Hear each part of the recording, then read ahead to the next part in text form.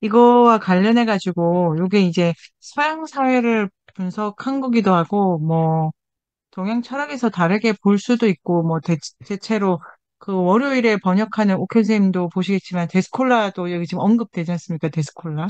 그러니까 자연과 문화라고 하는 그 구분을 지금 이 책은 선명하게 이제 가진 세계를 분석한 거죠. 그러니까 이 둘이가 이렇게 중첩이 없어요, 중첩이. 칼로 이렇게 자를 수가 있어. 자를 수가 있는데, 그 지역 자연일 경우에 자를 수는 있는데 서로 잘 맞물려 있어요. 이렇게 조화 있게 부분 부분 잘 연결되면서 근데 자를 수는 있고 자연에 속한 것과 문화에 속한 것을 선명하게 이렇게 구별을 해가는데 뭐를 분석하고 있는 그 데스콜라라는 인류학자의 책을 보면은 이렇게 칼로 잘 안 그어진다. 편의적으로 구별을 하지만 그럴 때도 자연이라고 하는, 예를 들면, 이, 지금 여기 말하는 이런 자연이 아니고, 인공적인데 인간보다 더한 인공적 능력을 쓰는 거를 자연이라고 보는 거죠. 그러니까, 그 산에 나무가 자라지 않습니까? 그 신이 재배하신 거야. 우리가 집 앞에서 파 키우듯이. 뭐가 다르지? 근데 내가 내 집 앞에 파 심고 키우는 거는 문화라고 하고, 저 바깥에 있는 건 자연이라고 해. 왜냐면 딴 사람이 한 거니까. 근데 둘 다 재배한 거야. 이런 방식으로 있는 그대로의 순정한 어떠한 상태로서의 인간적 삶과 배치되는 자연관 같은 걸 안 쓰는데도 매우 많다. 이걸 이제 필립 데스콜라 선생님이, 오케이, 선생님 제가 요약을 잘 했나요? 적절하게. 이런 방식으로 분석을 하는 책입니다. 그래서 그 번역이 재미가 있고, 두 번째가 아이누 답사를 갔다 온 거기를 봐도 이런 자연관을 안 씁니다. 그러니까 뭐가 다르지? 이런 생각을 이제 계속 하면 재밌습니다. 아이누라고 하는 거를 지금 뭐 말씀 나온 김에 바로 말씀드려 보면은 아이누라고 하는 민족의 그 리부탄이라고 해가지고 아이누 민속박물관에 저희가 가게 됐는데요. 국립 아이누 박물관을 못 가가지고 거기는 세계를 어떻게 구성하는지 잘 모르겠습니다만 아이누 사람들이 자기 박물관이라고 만드는 데가 있었습니다. 거기 들어가면 제가 이제 자료를 그 아이고 다시 찾았는데요. 박물관에 딱 들어가면은 입구에 시작하는 데가, 그러니까 입구를 들어가면 아이노관입니다. 그 공간이 오늘 우리 카페 대문인데요.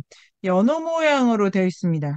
박물관 자체를 들어가면 부채꼴로 펼쳐져 있는데 입구가 지금 우리 각자의 기준에서 왼쪽 하단 부채가 있습니다. 부채 왼쪽 하단에 입구가 들어가게 돼 있어요. 그 들어가면 바로 만나는 게 아이누간, 그 다음에 카무이간, 마지막이 모실간 3등분 되어 있습니다. 아이누는 아이누 사람들의 말로 인간입니다. 그러니까 오늘 이 책에 따르면 문화관이죠. 아이누 문화관. 여기는 뭐 풀쌤이 감동했던 아이누의 샤땡, 바구니, 아이누의 디올, 뭐 이런 거 이렇게 있고요. 그 다음에 중간이 그 신관이에요. 신관. 여기 뭐가 있냐면은 집이 있어요. 가운데에.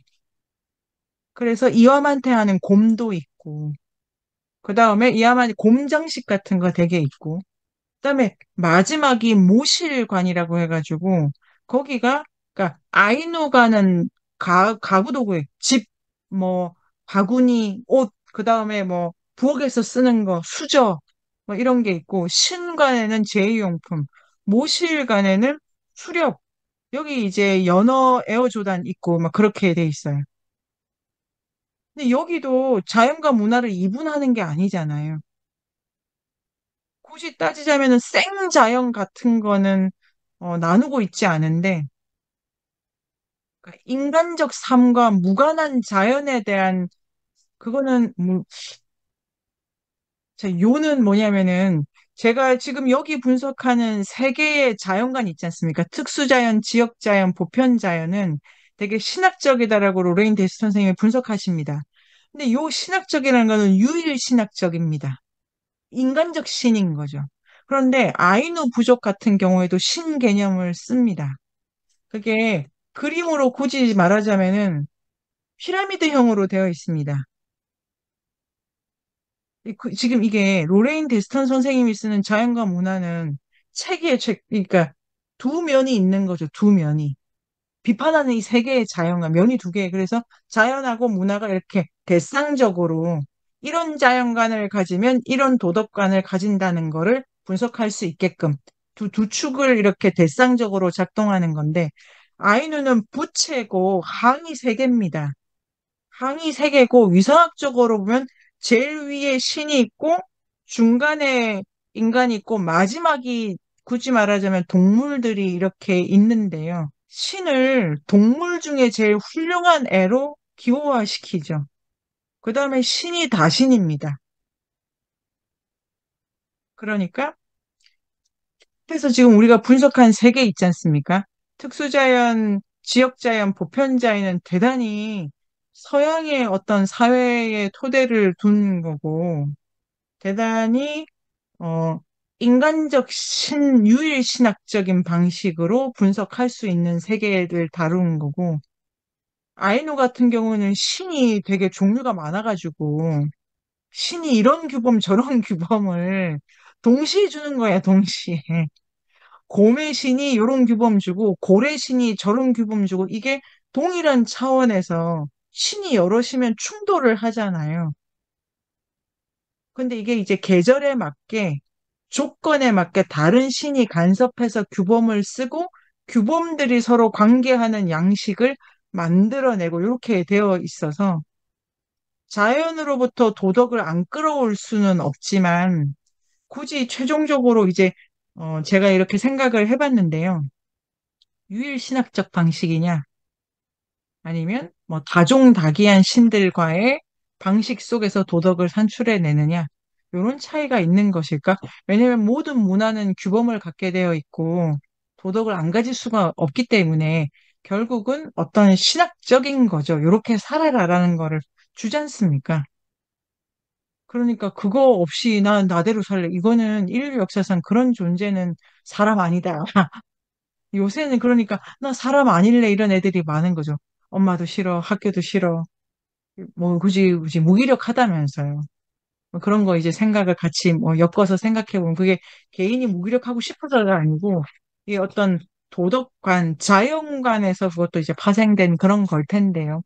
그리고 너무 이제 신이 무섭고 이래가지고 뭐 그럴 수도 있고. 자, 다시 5장으로 가보도록 하겠습니다. 이게 빨리빨리 지나가면은 부자연스러움에 대한 격정 이렇게 돼 있습니다. 아니 뭐 이게 패션이야 뭐 이렇게 그러니까 이게 재밌죠. 부자연스럽다는 거에 대해서 사람들은 되게 예민해. 자연스러운 거는 뭐 다 당연한 거고. 그러니까 저거는 뭔가 자연스럽지가 않아. 이런 거에 매우 예민하다. 그렇게 봅니다. 그래서 48쪽의 위에서 넷째 줄, 내가 꼽은 이 질서들의 세 가지 고유한 특징이 있다. 오래 지속이 됐다. 근데 이제 4천년 정도 지속됐다고 하시니까. 근데 이제 훨씬 많아요. 이 책에 몇천 년 동안이다 이렇게 쓰시더라고요. 오래 지속됐고 다가적이며 다양한 가치가 있고 그 하나의 도덕이 훼손되었을 때 강렬한 감정을 불러일으킨다. 그러니까 아까 괴물이 나타나면 훼손됐다고 느끼고 불균형이 나타나면 훼손됐다고 느끼고 예외가 나타나면 훼손됐다고 느낍니다. 그럴 때는 강렬한 감정이 일어난다. 집단이, 그다음에 개인적으로도. 그러니까 이게 뭔 일이냐? 이 감정은 강한 느낌과 지적인 판단력을 결합한다는 점에서 감정 중에서 좀 특이하다. 그러니까 이게 생각해봐야 돼. 화낸다는 거 있지 않습니까? 제가 화를 잘 냅니다. 화를 저 자신한테도 되게 많이 내고, 뭐 친구들 뭐 가까울수록 화를 많이 내죠. 어디 만만하기도 하고 좋기도 하고 나이기도 해서 그래요. 다 그렇지 않나요? 자식한테 화 많이 내는 게 나 같으니까 화를 내지 않습니까? 남이면 화를 안 낼 텐데 이 거리상 화를 내는 게 나의 확장이에요. 근데 정말 그러면 안 되죠. 만만하다는 말을 안 좋게 쓰면 뉘앙스도 그렇지만 나라고 생각하는 거예요. 그런데 화가 많이 일어난다는 것 자체는 도덕 감정입니다. 그 사람이 이러면 안 되는데 왜 그럴까, 이렇게. 근데 그 근거는 어딨냐면은 밑도 끝도 없는 자연이. 뭘 믿고 저렇게 화를 내. 그렇게 이게 옳다는 걸 어디서 저런 확신을 가져. 그게 로레인 대천 선생님은 역사와 문화 속에서 이 쌓아놓은 자연관이라고 하는 거죠. 그래서 이런 거 정도 알면 화내는 것도 당연하고, 뭐 안 내야 될 것 같기도 하고 이런데요. 화가 도덕 감정이라는 거는 화를 잘 낸다는 건 매우 도덕화된 삶을 살고 있는 거, 이래야만 된다는 거를 진짜 주의할 필요가 있습니다. 있다고 생각합니다. 그래서, 근데 이게 지적인 판단을 결합한다는 게 빨간 동그라미를 치고 싶습니다. 자, 그래서, 자, 밑에 이제 씁니다. 괴물, 불균형, 자연 법칙 질서를 부수는 비결정주의가 이제 예외와 동의어네요. 비결정. 결정이 안 됐어. 결정할 수가 없어. 그러니까 예외, 예외죠, 예외. 이런 건데, 49쪽에 이 부자연스러움, 이걸 부자연스럽다고 그래. 그것만으로도 죄야. 부자연스러움을 나타내는 것이 각각 공포, 두려움, 경이로움 같은 특징적인 감정적 반응을 유발하는데 이 감정들은 질서를 위반할 때 나타난다. 그러니까 이걸 앞에 걸 질서라고 본다는 거죠. 그렇게 해서 이제 넘어가면은 이게 지각과 판단이 동반된다라고 하고 그 다음에 52쪽에 아랫 문단에 이게 감각적으로도 되게 이제 특이한데 이 경이로움, 두려움, 공포가 불신을 포함한다. 이것도 들어가 있습니다. 그냥 화도 나지만 못 믿겠다. 이것도 포함이 돼요. 그래서 이제 제가 육아 이것도 유튜브도 보고 이러면 핸드폰을 많이 보는데 애들이 시간 약속을 안 지킬 때 엄마가 가장 하는 말이 난 널 못 믿어. 제가 그러는데 난 널 이제 안 믿어. 그러니까 애들이 아니 뭐 믿는다는 거를 요런 경우에 쓰냐고. 엄마는 너무 심각해. 근데 불신한다. 너를 못 믿는데 이게 아무나 할 수 있는 말이 아닌 거야, 그러니까. 어느 정도 믿을 만한 거를 난 알고 있다잖아요. 네가 뭔데 되게 이게 그러니까 도덕적 인간이고 이게 별게 아니고 이 사람들은 자기도 뽑죠. 자기가 척도에 맞춰야 되니까 남도 괴롭히고 자기도 뽑고 이거 왜 하나? 이런 거가 다 자연 때문이다. 이렇게 가면서 자, 54쪽에 밑에서 둘, 넷, 여섯째 줄. 모든, 격정에 대한 모든 열의 편집증. 거기 집착해. 그런 포인트 있으신가요? 전 있는데. 시간에 대해서 놀라운 편집증이 있죠. 1분도 막 못 견뎌가지고 막, 그런 편집증, 열이, 거기에 대한 내 온갖 열정이 다 거기, 그 1분 1초에 막 쏠려. 그래서 의심하는 자와 믿는 자의 자아 분열. 믿을감, 의심할까, 이게 혼자서 11시 그 땡땡 순간에 막, 이 선생님은 이래서 미워, 이 선생님 이래서 좋아. 다가 피곤해. 자, 아침에 또 애들이 그 시간에 너무, 자, 지도 그걸 못 지켜가지고, 너무 힘들어. 울어, 울어. 이런 거를 이제 그 불신, 이게 되게 도덕화되어 있다. 부자연스럽다고 생각한다. 당연하다고 생각한다. 55, 핵심 55. 부자연스러움에 대한 격정. 격정은 엄격하게 도덕적인 질서의 위반, 무엇보다 분노 화내고 분개, 벌벌벌 떨면서 공격하고 이게 나타내는 격정과 잘 따져봐야 된다. 일단 잘 따져봐야 되는데 왜냐면 화낼 때 책임질 수 없는 사람한테는 화 안 내거든. 애한테 야, 2살짜리한테 너 7시에 알람도 못 듣고 안 이러지 않습니까? 화가 안 나잖아. 그냥 이상하다. 애들은 잠을 잘 이상하게 자는구나. 이러는데 이게 13살 감히 네가 시계를 이렇게 하셨습니까? 게다가 40 넘었다 이러면 이리 와. 어, 해보자는 거야? 어른이? 막 이렇게 가는 거죠. 이게 그러니까 이게 슬라이스가 이렇게 그러니까 잘 생각해가지고 경우가 있는데 자 밑에서 둘, 넷, 여섯, 소위 적절한 분노는 이성적으로 더 잘 아는 걸 기대할 수 없는 존재한테 안 가. 그냥 놀라워, 경이로워, 이상하네. 근데 책임을 질 수 있다, 비난할 수 있다, 이렇게 되니까 56. 그래 넘어가면은 내 단어 여기서 꺼내면 이상하겠네요. 자, 섹시퍼 희곡의 55쪽에 리어 왕처럼 하늘을 향해 주먹을 흔들거나 비바람을 욕하는 거. 비바람을 왜 욕해? 비바람을 욕하는 거. 그러니까 기후 변화야. 기후한테 화내? 안 그러잖아요.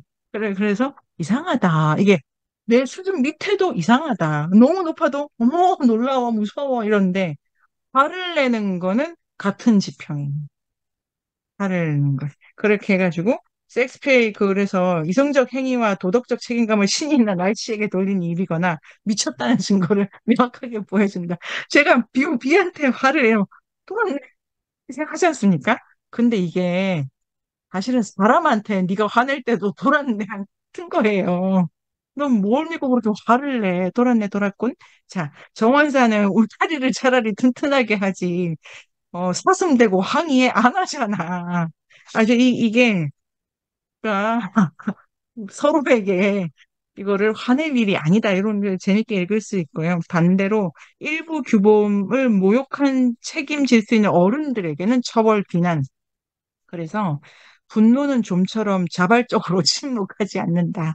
분노는 단지 행위로 배출되는 게 아니라 말로 분출되는 것을 요구하는 화해 형태다. 말을 못 참아. 반드시 한마디 해줘야 되겠어. 이런 것도 내가 너한테 할 말이 좀 있어. 내가 좀 알려드려야 될 것 같다고. 이게 지금 그런 생각 많이 듭니다. 저는 뭐좀 알려드려야 될 것 같은데. 네가 뭘 알아서 이런 생각을 이제 하면서 이제 읽어야 되는 거죠. 자, 우리는 범법 행위의 중대함에 따라 죄인을 대하고 그럼으로써 가치와 책임감을 공유하는 공동체로 죄인을 소환한다. 여기가 빨간 줄입니다. 이런 거 되게 교조적이네요, 제가. 그런데 화를 내면서 걔를 심판대로 데리고 오는 거예요. 그 법정으로. 자, 앉아봐. 들어봐. 잘했어, 못했어. 그러니까 엄마가 듣기 좋은 죄를 말할 때까지 뽑잖아요. 이 말을 해, 이 말을 해, 이 말을 해. 안 했어, 받았어. 너무 적나라한 거예요. 제가 그러고 있거든요. 제가 선생님들한테도 첨삭을 하면서 고쳐, 고쳐, 고쳐, 고쳐. 안 고쳐? 에이, 그만둬. 막 이렇게 하는 것처럼 이상한 데 와 계시네요. 이런 이상한 사람이랑 놀고 계시네요. 그런데 이게 심판을 하려고 한다.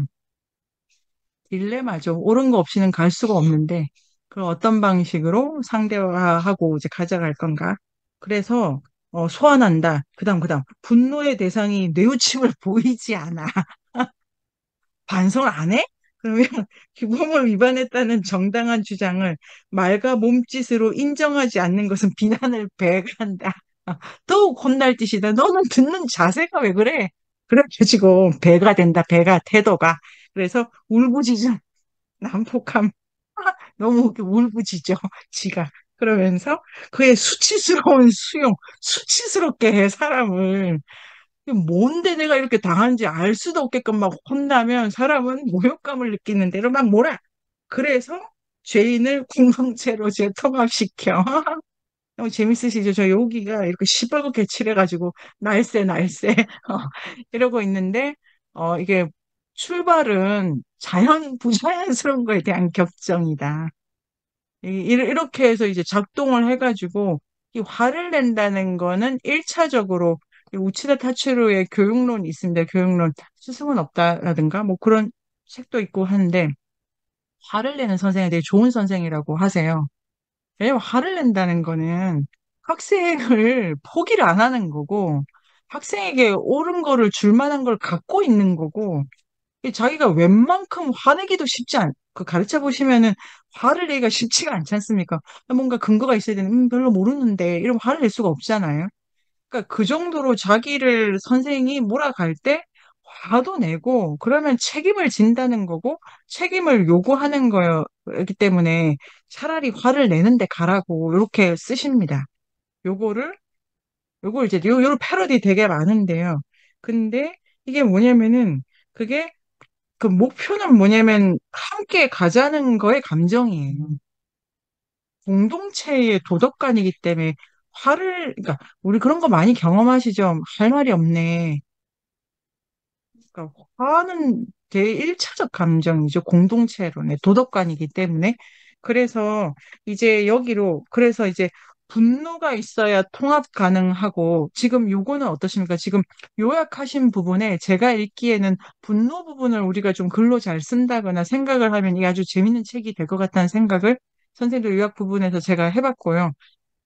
감정이 좀 구별되면 더 재밌겠다. 그래서, 자, 이와 대조적으로 이렇게 돼 있습니다. 공포, 두려움, 경의는 그냥 말문이 막힙니다. 어? 이게 화가 나는 게, 이 뭐, 어떻게 해야 돼? 곤란해. 이런 건데, 자, 우리는 괴물을 야단치거나, 가뭄을 질책하거나, 무작위성을 나무라지 않아요. 이건 괜찮은 게 문제는 여기가 또 중요해 보입니다. 자연적 무질서가 인간이 개입할 때, 거기 사람이 들어가 있는데 사람이 인과로 괴물이 되거나 사람이 인가로 불균형을 만들거나 사람이 인가로 예외가 이렇게 딱 도출하면 그 사람이 이제 분노의 지점이 됩니다. 그래서 분노는 부자연스러움을 향한 격정으로 이어진다. 만약 괴물이 관통의 결과, 이러면 이제 그 간통자 이렇게 가고 가뭄이 욕심 많은 토지 불법 점유자. 이게 이렇게 링크가 돼야 분노와 결합하기 때문에 분노는 오직 인간을 향해서 나온다가 되게 중요한 포인트고 그러니까 아까 진쌤이 주신 좋은 질문 이성은 지금 뭘 하느냐면 화내는 데 쓰는 거고 화나는 거는 공동체를 엮기 위한 그 구심점이 된 진리, 옳음에 대한 확신 속에서 일어나는 인간적 감정, 너무나 인간적인. 그렇게 하면, 어, 이래서 이게 되게 근데 모호하다라고도 57쪽에 있으면 요 챕터 조금, 난해하기도 하고, 복잡하지만, 그, 56쪽 마지막 줄이 핵심 그 딱 키워드라고 찍고 간다면, 저는 읽을 수 있고, 이 중에 이제 되게 애매한 게 있다. 그 다음에 이제 요약하신 것 중에 직관에 대한 부분이 있었습니다. 이 직관에 대해서 풀쌤도 그렇고 조금 쓰셨는데요. 직관 자체에 대해서, 또 어떻게 쓰셨나 제가 좀 더 보기도 했는데, 제가 생각을 해봤습니다. 그거 페이지가 58, 59에 대해 있으시더라고요. 요약하신 거에 보면은. 그러니까 다른 데 별로 없어요. 직관이라는 단어가. 근데 직관은, 자, 그 58페이지에 보면 부자연스러움에 대한 특징적인 격정을 탐구하는 목적이 두 개다. 이렇게 돼 있습니다. 두 개. 이게 부자연스러움에 대한 격정을 공부를 좀 해야 돼. 탐구를 좀 해야 돼. 왜냐면 첫째, 그들의 특수성, 58페이지 두 번째 문제 두째, 그들의 특수성과 강렬함이 이 질서들이 산 사람의 경험에 중요한 거를 드러낼 뿐만 아니라 다른 종류의 자연적 질서의 경계선을 뚜렷하게 한다. 이러한 격정의 존재 자체가 인간의 분별력이 있는 인간의 관심을 보여주는 증거다. 그러니까 격정 자체는 어떠한 도덕에 대한 관심이다, 관심. 그리고 부자연스러움에 대한 격정과 그들 사이의 상호관계를 탐색함으로써 우리는 그것이 도덕적이든 자연적이든 질서 자체에 대해 무언가를 배운다. 그 사회가, 그 공동체가, 그 사람이 어떠한 자연관을 가지면서 자기를 이렇게 자기 삶을 질서를 짓고 있는지, 어, 저는 되게 신학적 인간이니까 옳은 걸 막 좋은 걸 막 찾아다니겠죠. 그 다음에 뭔가 매뉴얼을 만든다거나 그 저의 삶의 질서를 옳은 거를 이렇게 뭐 바꾸자라고도 선생님들과 말씀드리고 저도 그렇게 생각하지만 조금 더 좋은 게 있고 마땅한 것을 찾는 의식도 되게 강하고 그 다음에 규범이라는 것에 대한 탐구 욕망이 있습니다. 탐구 욕망이. 그런 나를 이렇게 보게 해준다. 요 화를 잘 내냐, 쟤는. 저 때에 이런 걸 보면은.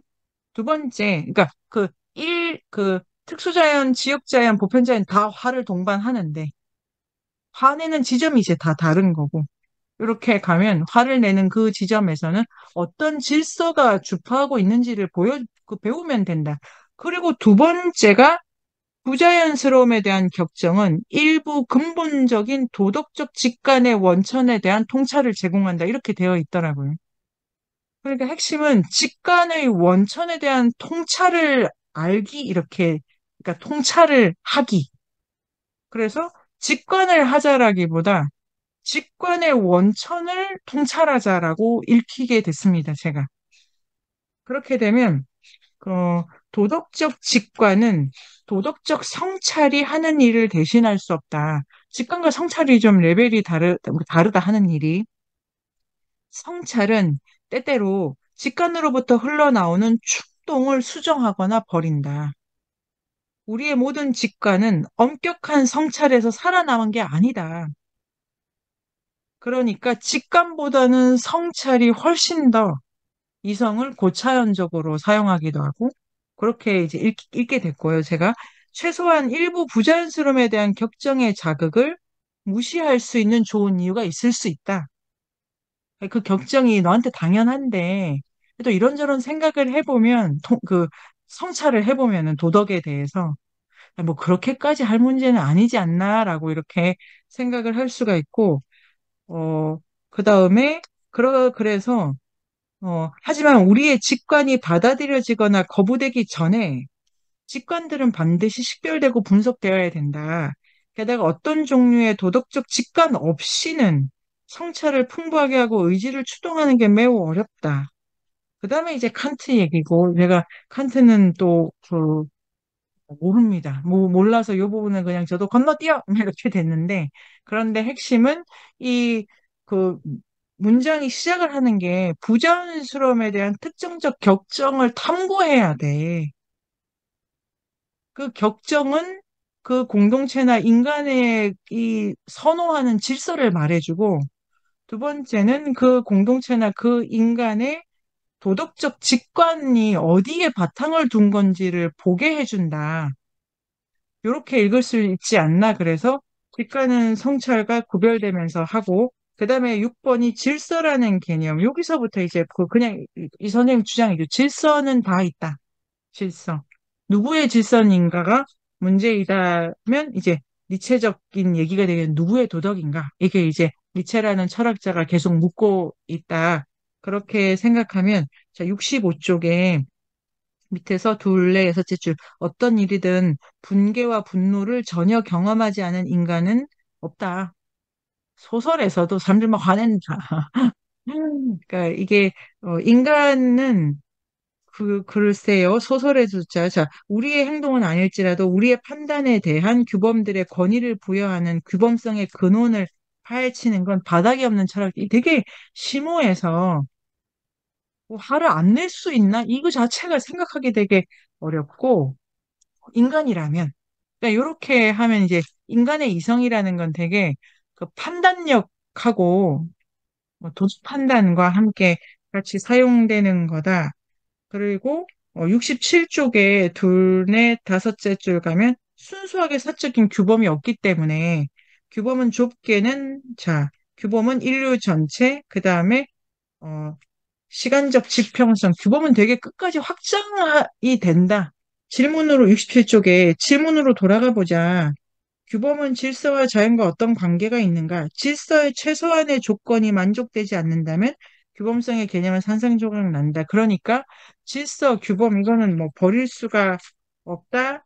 그 다음에 그런데 질서라는 것도 72쪽에 위에서 둘, 넷에서 여섯째를 보면 신념에 호소하는 것일 수가 있다. 모든 질서가 믿음의 차원으로 넘어간다. 질서들이 이렇게 일어났다 꺼졌다 모습을 바꾸다 이런 건 되게 자연스러운데 이 질서가 마땅하다 그냥 그렇다 요런 대로 바로 전환되는 그 다음에 이제 7쪽이 근데 왜 자연이 74쪽 첫 번째 도덕적 질서의 모델을 세우는데 자연은 다른 후보자들보다 최소한 두 가지 이점이다 이렇게 돼 있어서 제가 이게 모델 문제다.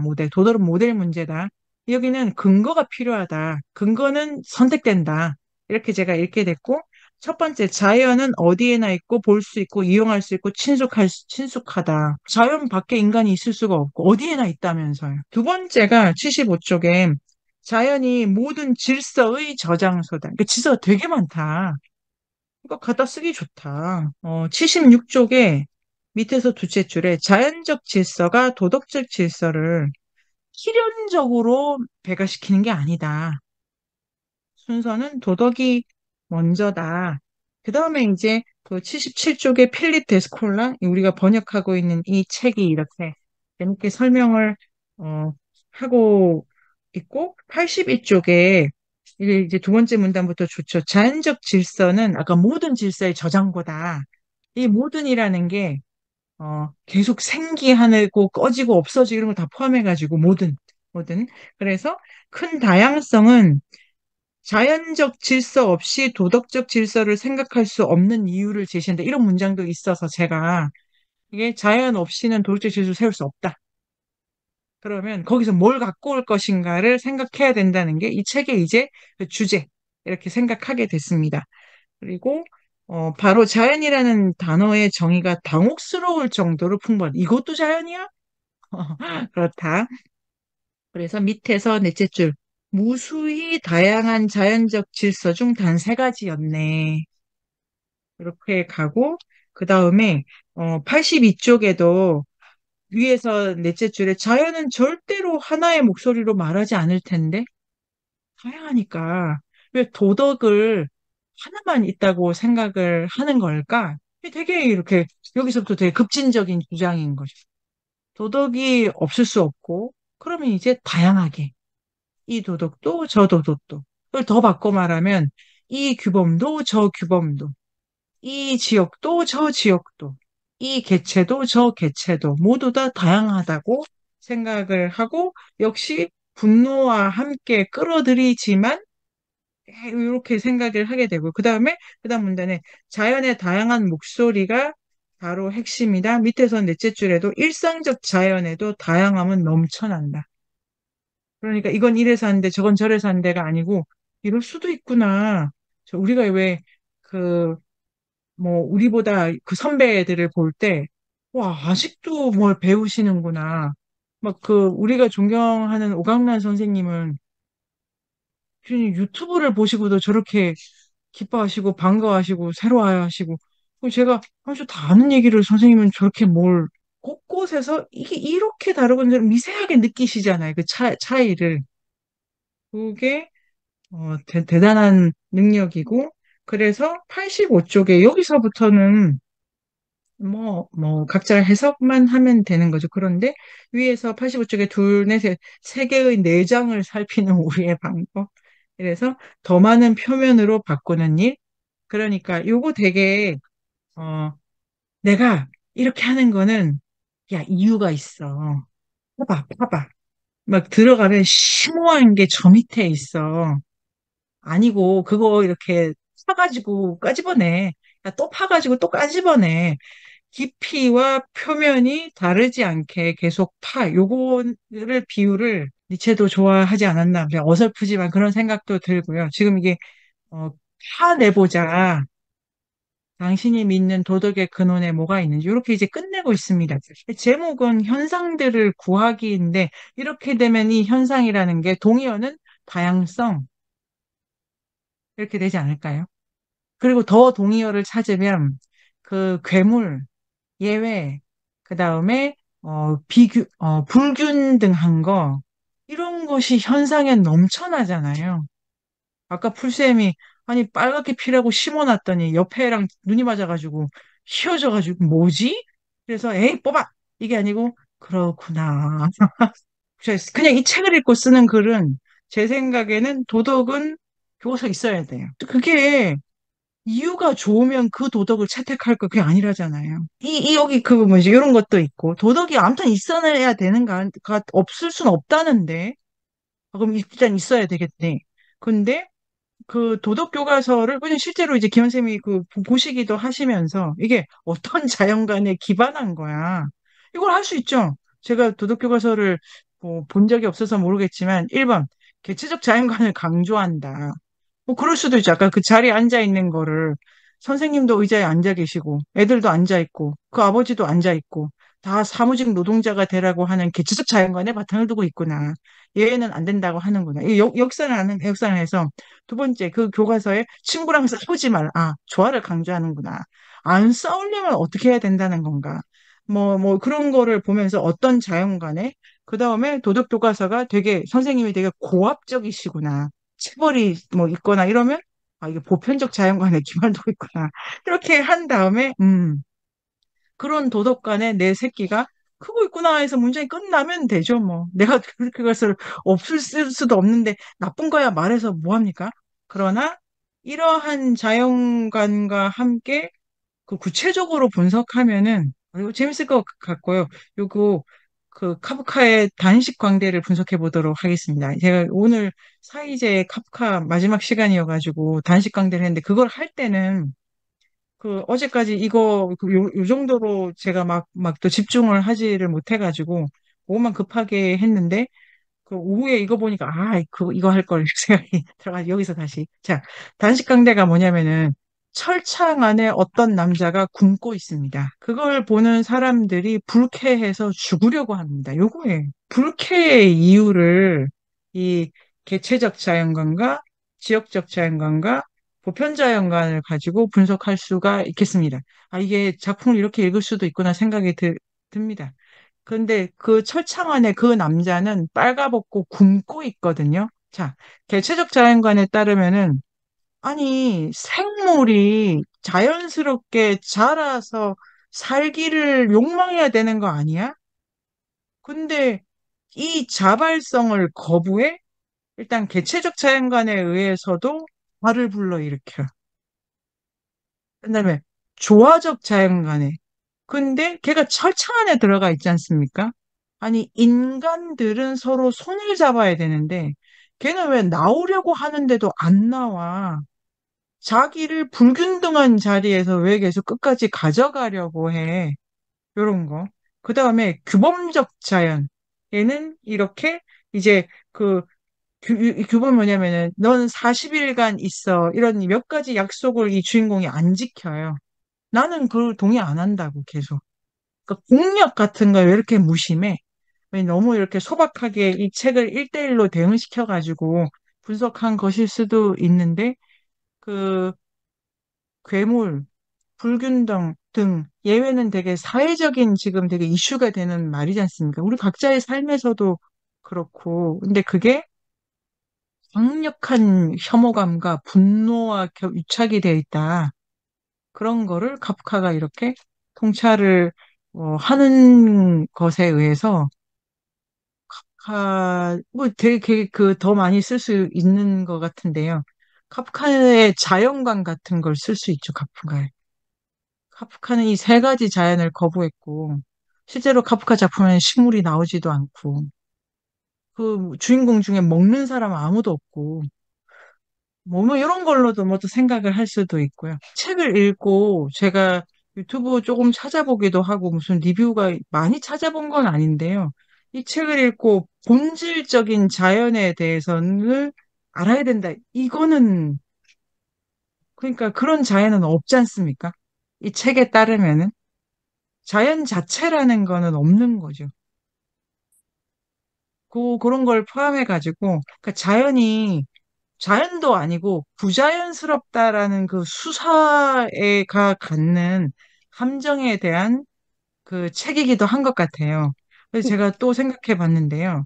이런 글도 쓸 수가 있어요. 그, 진짜 말의 힘. 이게 지금 말의 문법에 갇혀 있잖아요.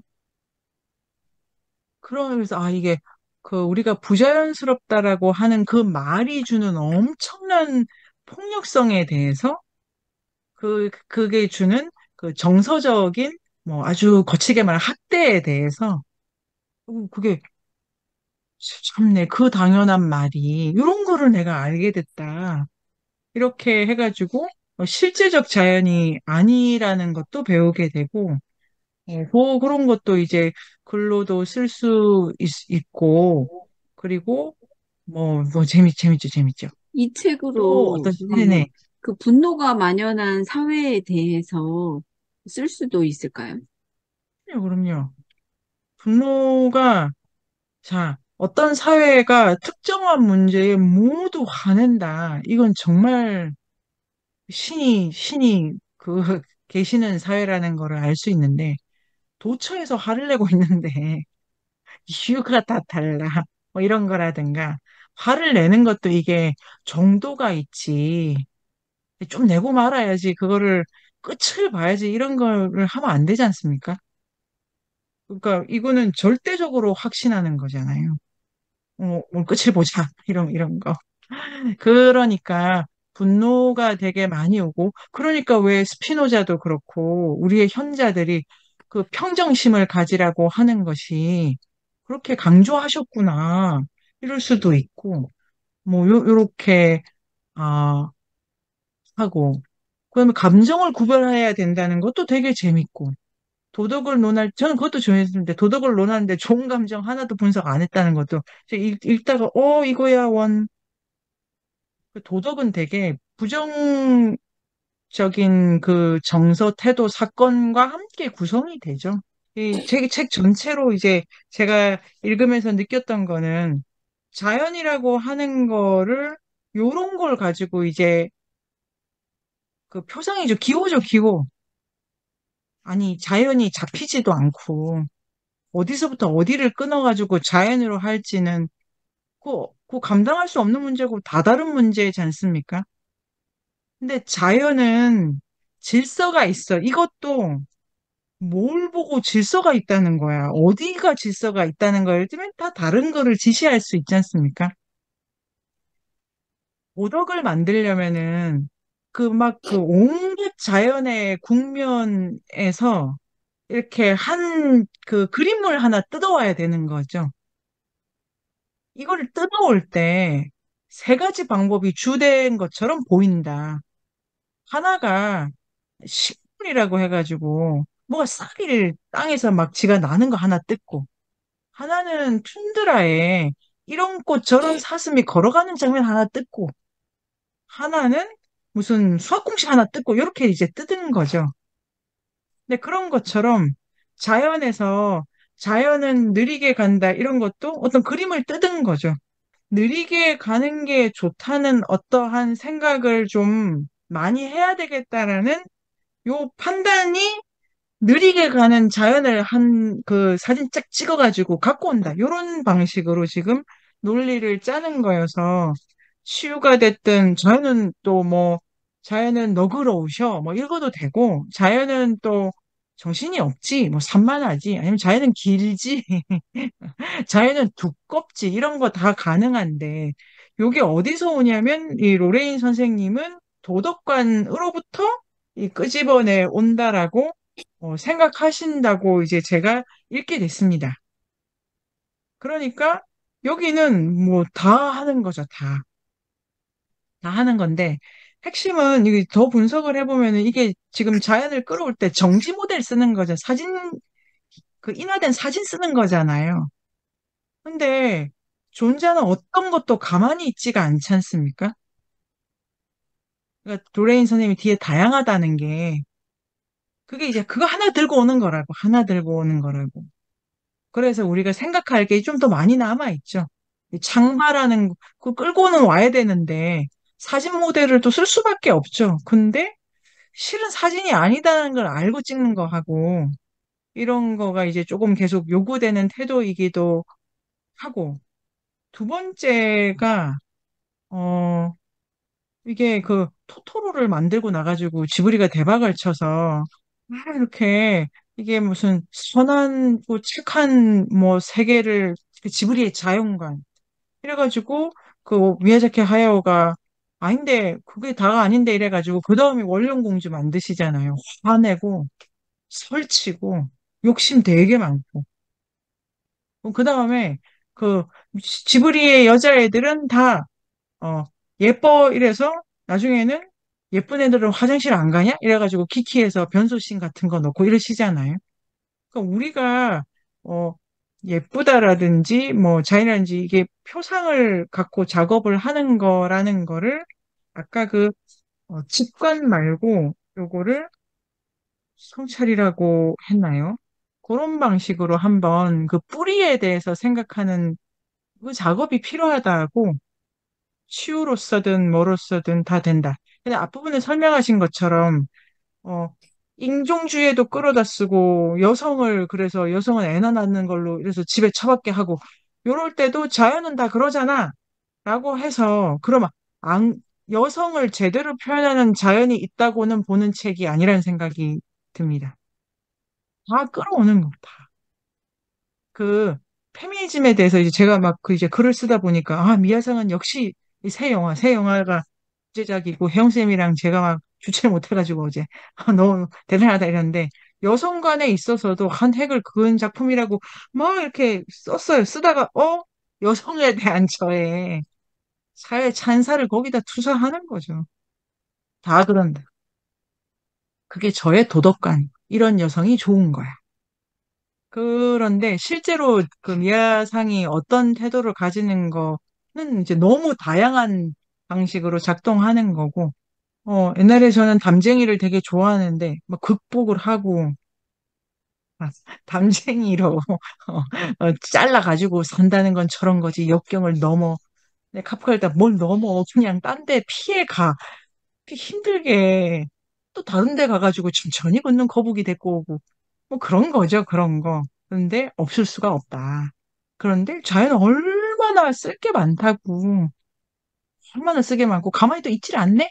이런 게 이제 제일 재밌죠. 좋죠. 그런 시선과 태도를 가지고 이렇게 바라보고 그 다음에 불행하다는 거에 대해서 계속 생각을 해야 되고 그럼 진지쌤 아까 질문도 좋았는데 어떤 이성의 한계가 있기도 하고 이 책에서는 그런데 동시에 로레인 데스턴 선생님이 그 한계를 또 여러 가지 차원에서 자기가 이렇게 다양하다는 키워드로 뚫고 나가는 모습도 보여주셔서 이런 좋은 책도 그 이성으로부터 나온 거지 않습니까? 그럼 네가 제일 올려 이렇게 소급할 문제는 아니고 우리의 이성은 한계 속에서도 이렇게 또 특별하고 재밌는 생각 하나를 낸다라고 하는 이성 주제 좋네요.